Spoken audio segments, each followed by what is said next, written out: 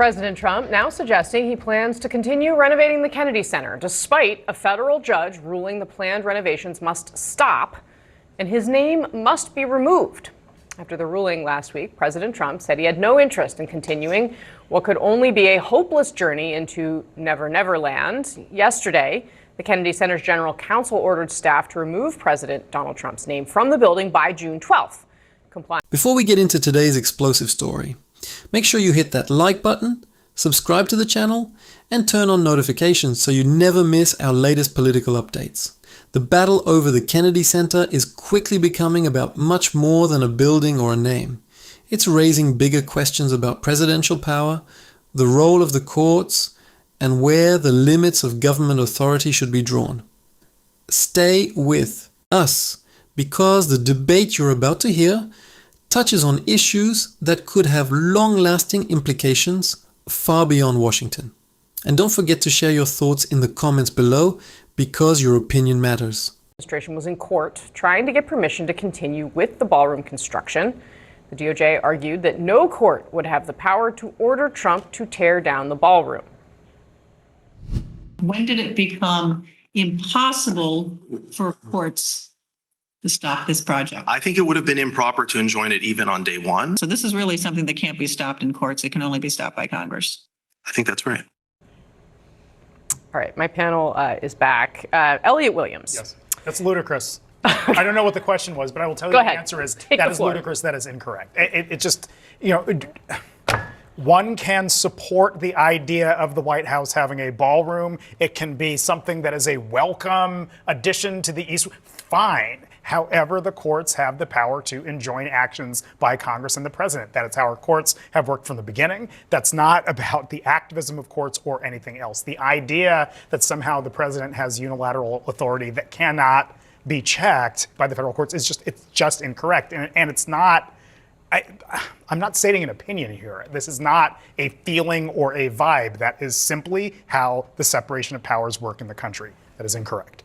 So just to take this one step farther, the judge pressed the Trump administration lawyer about what would happen if they decided tomorrow that they wanted to bulldoze the Statue of Liberty. Here's what she asked and what the lawyer said back. If the government decided to move very quickly and bulldoze the Statue of Liberty, the people whose ancestors, that was the first thing they saw coming to this country. But the government moved too fast. Nothing can be done. I think that's right. Yes. That is no, this is a fun exercise to have. That's the definition of what you would call a constitutional crisis, where one branch of government decides to do something that they wish to do. Perhaps they think it is in the public interest to bulldoze the Statue of Liberty. Okay, fine. That's what they want to do. Parties would sue and a court would tell them not to do it. And if they don't follow that court order, we are in a crisis as a nation. You have an obligation as the executive branch of the government to follow what courts say. I know this is, I'm sorry to go back to 10th grade history or 11th grade history here, but these are just such basic facts, and we're in the upside down right now, having to explain something so painfully simple that has become normalized in this country and is not healthy. So that's the legal view that Elliot holds very strongly. I know he also, if we start to talk about the fact that the Kennedy Center was named as a memorial, he'll also get going on that. But since you're the historian that's sitting here, I'm going to give that one to you. It is Congress that named the Kennedy Center. And can you sort of speak to the historical significance of it and why that matters here? Absolutely. So we don't. At this point, it's clear that this discussion is no longer just about the Kennedy Center. What we're really hearing is a debate over the balance of power in America. One side argues that courts must be able to check presidential actions, while the other side questions how far judicial authority should extend. Regardless of where you stand politically, these are the kinds of constitutional questions that shape the future of government for generations. I'd like to hear from you. Do you believe a president should be able to move forward with a project even when a court says no? Or do you think judicial rulings must always be followed regardless of who's in office? Let us know in the comments, because this is a conversation worth having. And if you're enjoying this analysis, please take a second to like the video, subscribe to the channel, and share it with friends and family. Your support helps us continue bringing you in-depth political coverage and discussions like this one. Name monuments or any of these things after living individuals. We certainly don't name them after living presidents. The way that the Kennedy Center was endowed was as a monument, essentially, to the cultural and the artistic benefits in honor of a deceased president, right? And the family has been very open about this. The family was among the first to speak out after the president decided he was going to put his name up. And I have to say that the courts, agreed with this. This is part and parcel of, how these things operate. But one thing I think that is worth pointing out here is that history hasn't, particularly modern history, hasn't had a way of really dealing with these ideas of constitutional crises because we've had good faith actors for so long. Even our, corrupt people, I mentioned Nixon earlier today, but even our corrupt actors still acted within the boundaries of relatively the Constitution. What Trump has decided, and what the Department of Justice, knowing, the lawyers from the Department of Justice, knowing the Constitution, they know the Constitution, they know the law, they have decided that they want a different reality, that they are fine kind of putting a constitutional crisis forward. And I think one of the things that happens with the Kennedy Center is Trump has decided he wants his name on it, and so his name will be on it. And so this is, part of what sparks the backlash is that the director instructs the staff to take down the name yesterday. And Trump says absolutely not. But then the other part is that it's very clear when you look at the construction of the ballroom and when you look at the construction of the security apparatus underneath the ballroom, that is a long-term plan, and that Trump has no plans on stopping that, right? That it's going to go forward irrespective of what the Constitution or the law says. Say one quick thing, and I don't throw the term crisis around lightly. I know we get into sort of crisis hysteria in this country, and of course not. We're not constantly in a state of crisis. But what was being described there of a branch of government deciding not to follow the orders of another one is literally the historical and legal textbook definition of a country in crisis. That's what happens when they don't follow each other. Trump doesn't care at this point. And I think that the more we go. This is where the debate becomes especially fascinating. Critics argue that changing the Kennedy Center's identity would alter its historical purpose, while supporters believe a sitting president should have greater influence over institutions under federal control. The question now is whether this controversy ends with the court ruling or becomes an even larger political battle in the weeks ahead. Or in his administration, the longer he's serving as president, the more he does not care, and he only cares about himself. I truly believe that people within the White House seem to tell him, well, what will happen if you don't listen? What occurs? Yeah. You are the president. No one is going to tell you no. He has an expansive view of the presidency, and it's now reflected in how he is acting towards the courts. And I don't think that this is going to be the last time. I think that this is just the beginning of Trump not listening to the courts whenever they've made a decision. There's a lot of threats not to listen to the courts, though. I mean, I don't want to alarm people unnecessarily about the president taking actions that actually haven't been taken yet. They've been threatened. They haven't been taken. I think the president's a maximalist. He'll go as far as he can, but I don't think there's any evidence of violating the court orders. But I think it'd be in the best interest of the country and for Republicans this midterms if the president focused on defeating Iran and beating back inflation. That would be great.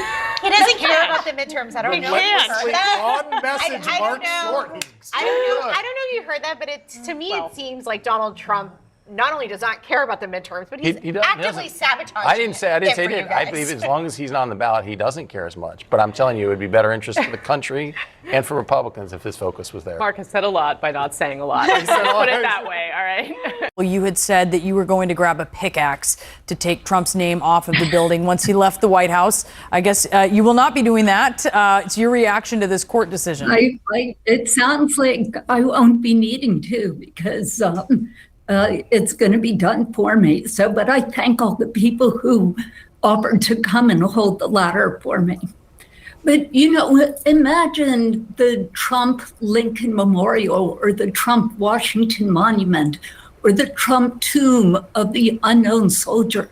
Like all those, the Kennedy Center was established by Congress in 1964 as a national memorial to an assassinated president, John F. Kennedy, my uncle. And renaming it would effectively erase or diminish that memorial designation, a solemn act of national mourning and remembrance. So I think this is the right order from the judge. I'm incredibly grateful, and I'm looking forward to its return to its original name.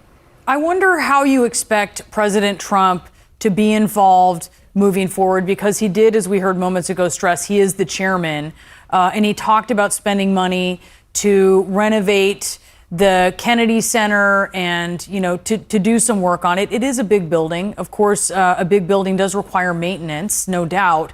But I wonder, since last week he signaled that he would transfer control of the Kennedy Center to Congress, saying that while he was being treated unfairly and he had no interest in continuing unless he was free to do what he wanted to do, how are you comparing kind of these two things that he's said, and what are you expecting out of it? I mean, I think it's very difficult to predict what Trump will do or say at any moment because he flip-flops so often. But I do know this, the Kennedy Center's artistic mission is nonpartisan by design. And as a federally chartered institution, the Kennedy Center exists to serve all Americans through the arts, across party lines, across generations. And attaching a living politician's name to it, or even his day-to-day imprint on it, politicizes a cultural institution that has deliberately remained above the fray. So I don't think it should be renamed after the president, whose policies are inconsistent with millions of Americans and would undermine public trust in its independence and accessibility. By the same token, I don't think that he should be taking time out of his important work at the White House, stopping this crazy war in Iran to oversee the minutia of running the Kennedy Center. Let's leave that up to the experts and allow him to do the job that we elected him to do. As we wrap up today's discussion, it's important to recognize that this controversy reaches far beyond a single building, a court ruling, or even one president. At its core, this debate is about how American institutions function, how power is distributed among different branches of government, and how those boundaries are tested during times of political conflict. Supporters of President Trump may view the situation as an effort to modernize and improve a national institution while pushing back against what they see as judicial overreach. Critics, meanwhile, argue that the courts exist specifically to provide checks and balances when government actions exceed legal authority. Both sides believe they are defending important principles, which is why this issue has generated such intense reactions. What happens next could have consequences that extend well beyond the Kennedy Center itself. The decisions made in situations like these often become reference points for future administrations, future court cases, and future debates over executive power. Now we want to hear from you. Do you agree with the judge's ruling? Should the courts have the final say in matters like this? Or do you believe elected leaders should have greater freedom to carry out their plans without judicial interference? Share your thoughts in the comments section below.